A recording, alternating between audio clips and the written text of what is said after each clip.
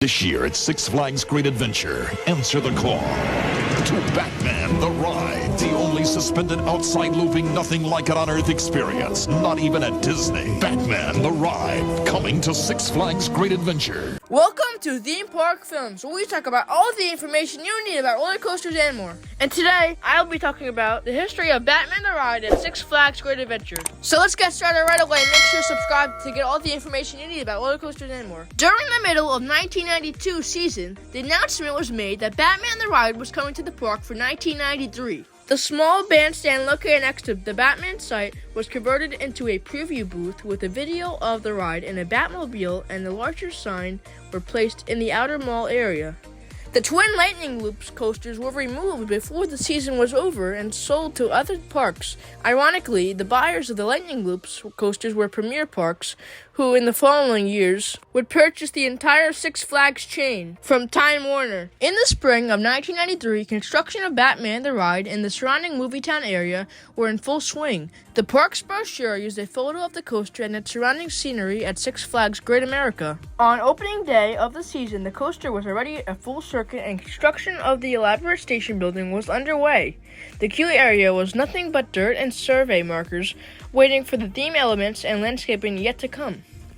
The plaza in front of the ride entrance was created with elaborate design pavers to highlight the Batmobile, and elaborate fence was added to around the car to keep guests off it. The ride's queue was designed to look like Gotham City Park, complete with winding paths through the landscaping, a fountain, and a monument. Paving stone walkways took shape in front of the industrial-looking station building. The landscaping and theme elements came together over the course of the month of April as the station building was completed. The landscaping and sod completed the park-like look of the queue area.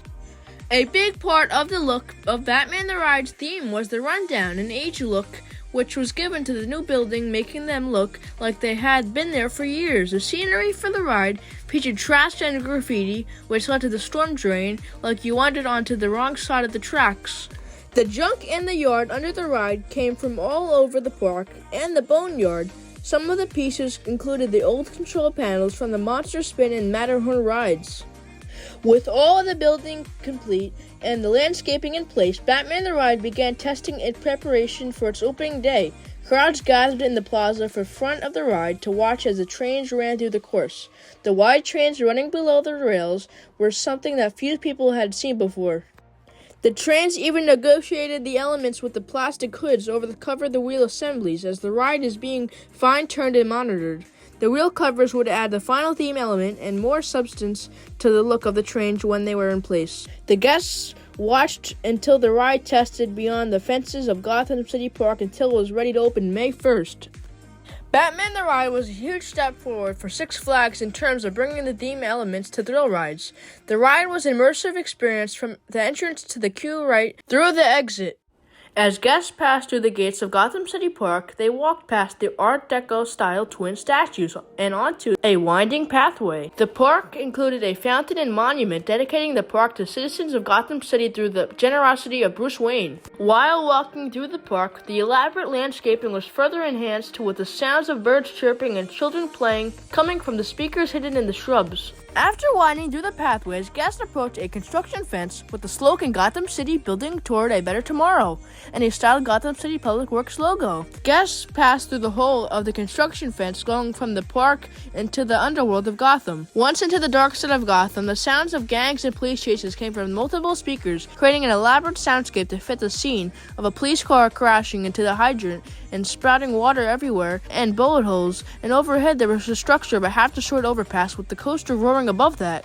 Guests then entered a storm drain access tunnel filled with fog and the sounds of dripping water all around. This access tunnel was full of stalactites and steel walls. There was also theatrical lighting and changing colors illuminated the station along with the large bat symbol on the ceiling. Batman's suit was locked in the case to one side of the cave, ready for Bruce Wayne to get the bat signal. The voice of Batman's faithful butler, Alfred, comes over the speakers and explains that it appears we have made our way into the BATCAVE through a secret access, and the trouble is following close behind. The only means of escape is using one of the Batman vehicles, which will carry everyone to safety. The guests boarded the trains, and with a puff of smoke, the floor lowered and another group soars to safety high above the Gotham City.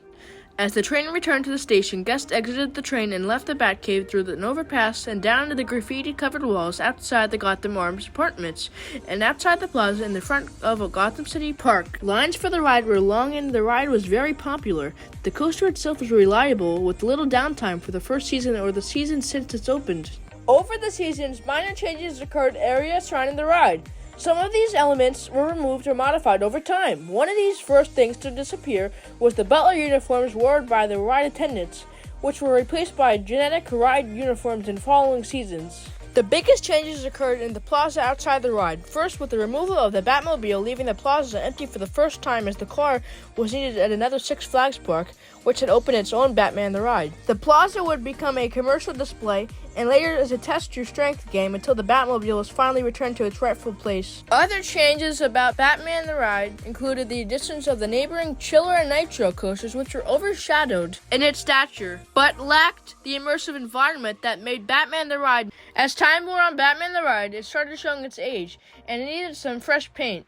So, the ride was touched up several times with a white primer and black paint, but needed a complete repaint. The test patches of purple appeared in several places on the track during the 2003 season. For the 2004 season, Batman the Ride received a makeover with new bright yellow track color and dark blue supports. The new look highlighted the twists and turns in the track and made it stand out against the gray station building. At the time, many of the theme elements like the police car and the junk pieces around the queue were removed and were not put back into place. And now, in 2022, it actually received a fresh coat of paint with the color dark yellow. And make sure to subscribe to get all the information you need about roller coasters and more. If you have any questions about Batman the Ride, or the history of the Batman the Ride roller coaster at Six Flags Great Adventure, then let me know in the comments down below. And finally, like this video. And that was it for Theme Park Films, and I'm out.